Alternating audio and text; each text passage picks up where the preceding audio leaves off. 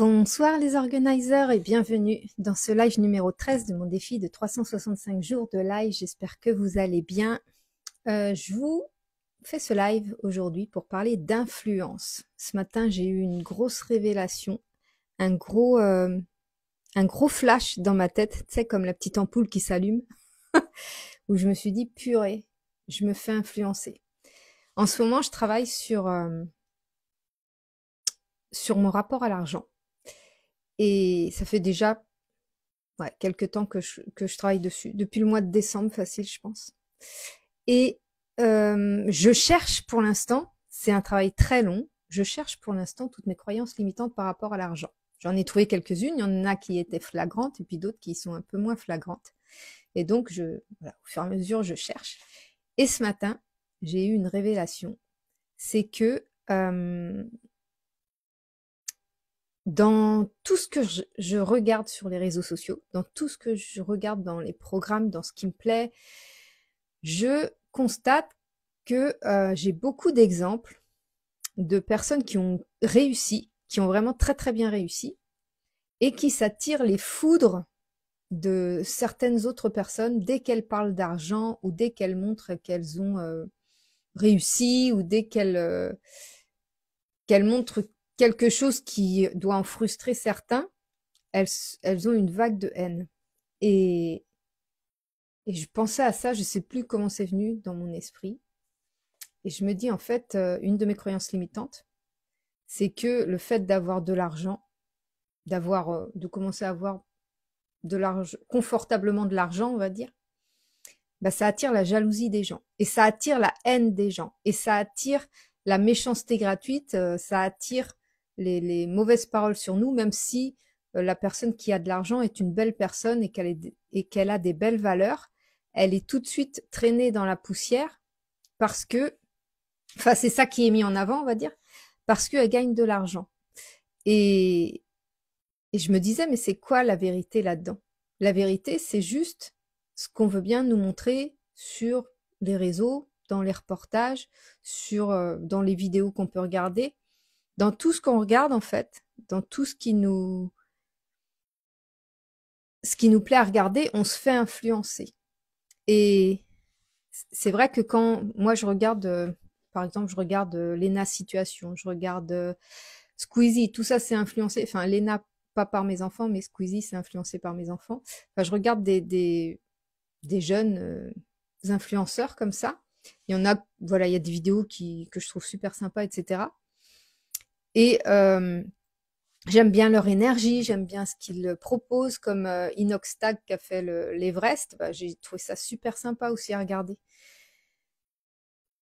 Et les médias peuvent pas s'empêcher de montrer ces gens qui crachent de la haine sur ces personnes qui réussissent ou sur ces personnes qui gagnent de l'argent.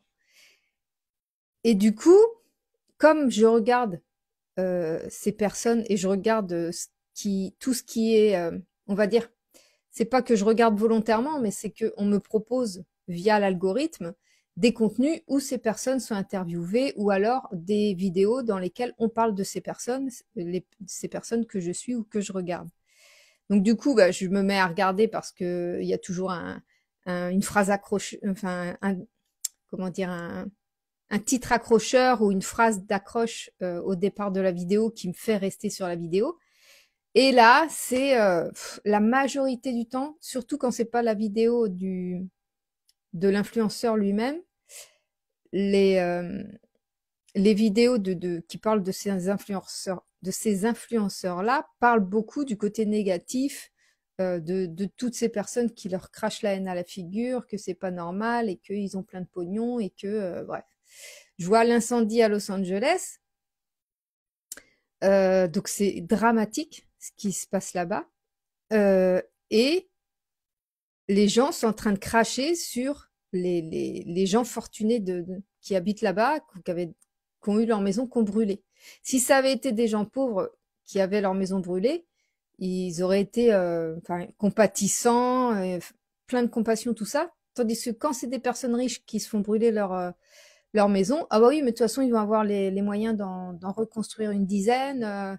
Bah voilà, on n'a pas C'est comme si les personnes riches, elles n'avaient pas à être tristes de perdre leurs biens ou à être choquées d'avoir leur maison brûlée. C'est comme si on leur enlevait toute possibilité de sentiment, toute possibilité de sentiments humains en fait, d'émotions. Et je trouve ça très très triste. Je trouve ça très triste. Et du coup, ça influence moi mon rapport à l'argent, parce que si euh, gagner de l'argent, c'est enclencher la haine des gens, ça donne pas envie. Ça donne vraiment pas envie. Donc voilà, ça c'est une de mes croyances limitantes. Donc, qu'est-ce qu'on fait pour euh, travailler sur ces croyances limitantes par rapport à ça? Eh bien, il faut trouver, enfin, j'aime pas utiliser les mots il faut, mais souvent je dois, il faut, souvent je les utilise. On a besoin de trouver pour contrecarrer ça, en fait, cette croyance limitante. Les croyances, pourquoi elles existent? Les croyances parce qu'on les entretient avec des preuves. Et les médias adorent nous donner des preuves dans un certain sens, le sens que les médias souhaitent. Parce que ça vend plus, parce que les dramas, ça attire plus les gens, parce que les catastrophes naturelles, ça attire le, les visiteurs pour regarder ce qui se passe. C'est toujours le négatif qui est mis en valeur parce que on est attiré par des événements dramatiques, en fait. C'est comme si je sais pas, je suis sûre, on fait un journal de bonnes nouvelles, un journal de mauvaises nouvelles, les gens, ils vont plus aller vers le journal des mauvaises nouvelles que le journal des bonnes nouvelles. C'est incroyable. Bref. Et qu'est-ce que je voulais dire là-dessus? Je ne sais plus du coup. Oui, donc les médias travaillent beaucoup sur ce point de vue-là parce que ça attire l'attention. Le fait de dire il y a eu une grosse dispute ou de se dire il y a eu un gros accident, enfin tout ce qui est fait divers, etc. Ça attire l'œil des gens, ça attire l'attention des gens. Et c'est pas bon dans le sens où quand toi tu veux créer ta vie et que tu veux manifester de belles choses dans ta vie, le fait de toujours voir le contraire, enfin, ou ce qui pourrait arriver de pire si jamais tu essayais de faire ceci ou cela, et ben ça te donne pas envie d'essayer. Ça te donne pas envie de te dire que en fait le scénario il pourrait être différent, l'histoire elle pourrait être différente. En fait, euh, c'est pas parce que tu n'entends que ça que c'est la seule réalité possible.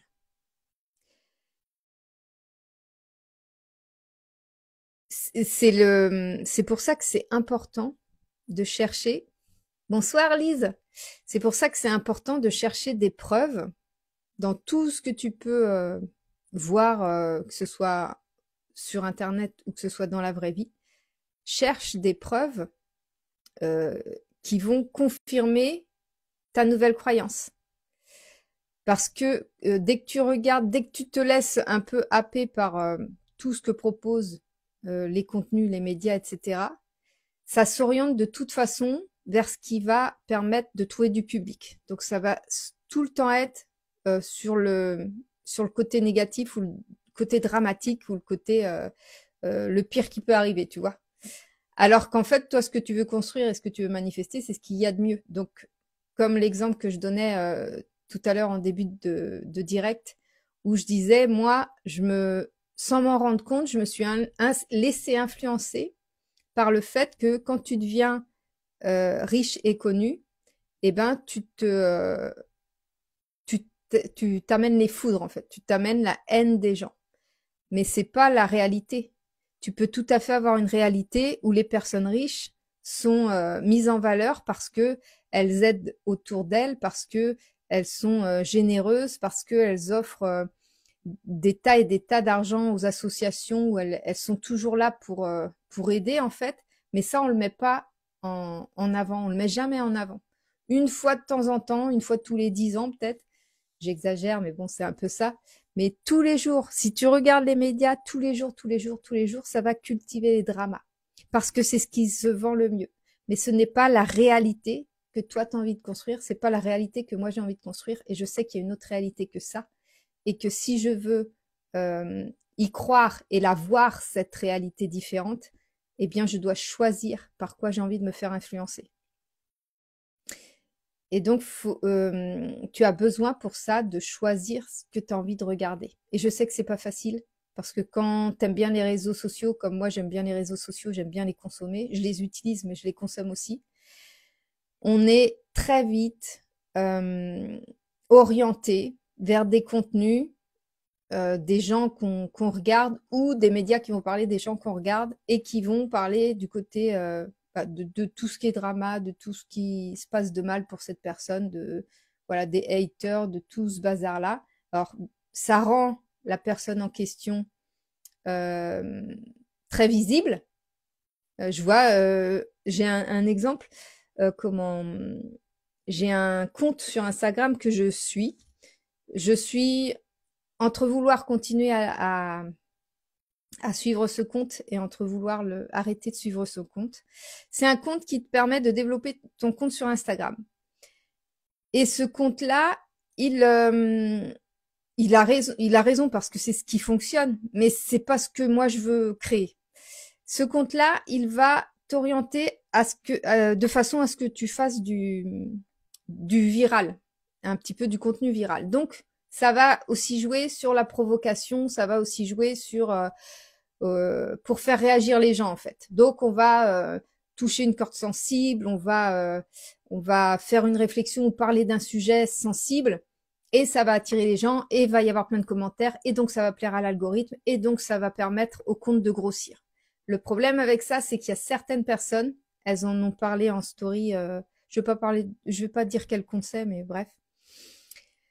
Ces personnes ont parlé en story que elles se retrouvaient face à certains clients qui sont un peu impactés moralement, émotionnellement par cette vague de haine. Et c'est tout à fait compréhensible, parce que quand tu crées des choses sur les réseaux sociaux, quand tu as envie de vendre des choses sur les réseaux sociaux, que tu veux partager des choses, bah, t'as pas envie que les gens ils te haïssent en fait.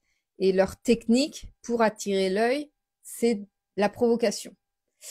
Et c'est quand j'ai compris un petit peu leur façon de fonctionner que c'est allé un petit peu c'est devenu contraire à mon éthique, à mes valeurs, à ce que j'ai envie, moi, de créer. Mais elle joue sur la vague de ce qui fonctionne. Comme ça fonctionne, elles ont joué sur cette vague-là. Donc, elles aussi, elles se ramassent plein de haine et de haters et tout ça. Souvent, elles partagent des commentaires haineux sur leur réseau. Elles en rigolent, etc. Mais n'empêche que je trouve pas ça sain du tout, quoi. Pourquoi est-ce qu'on pourrait pas avoir une vie saine où personne ne tire dans les pattes de personne, où chacun essaye plutôt de travailler sur ses blessures, essaye plutôt de travailler sur ses croyances, essaye plutôt de travailler sur lui, plutôt que d'aller agresser quelqu'un d'autre parce qu'il n'a pas la même vision que lui. Je trouve ça incroyable et je trouve que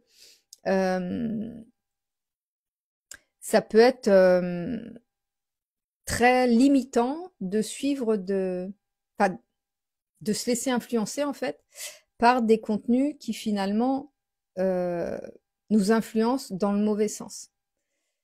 Donc j'ai déjà supprimé plusieurs comptes que je suivais et où je me suis rendu compte que ça m'influençait de la mauvaise manière.